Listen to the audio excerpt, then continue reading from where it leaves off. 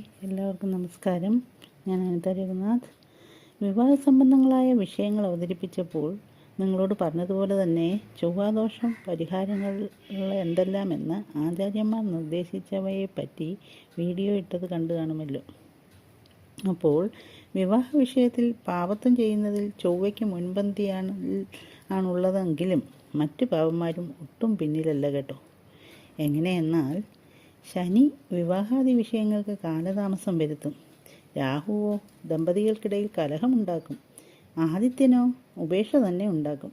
അപ്പം ഇവരെല്ലാം മുൻപറഞ്ഞതുപോലെ അനിഷ്ട സ്ഥാനങ്ങളിൽ നിൽക്കുകയാണെങ്കിൽ അവയെ പ്രീതിപ്പെടുത്തിക്കൊണ്ട് ഒരളവ് വരെ ദോഷകാഠിന്യം കുറയ്ക്കാം എന്ന് ആചാര്യന്മാർ നിർദ്ദേശിച്ചിരിക്കുന്നു. അതിനെ പറ്റിയുള്ള കൂടുതൽ കാര്യങ്ങൾ അടുത്ത വീഡിയോയിൽ നമുക്ക് ചർച്ച ചെയ്യാം. താല്പര്യമെങ്കിൽ എല്ലാവരും വീഡിയോ സബ്സ്ക്രൈബ് ചെയ്യണേ. നന്ദി, നമസ്കാരം.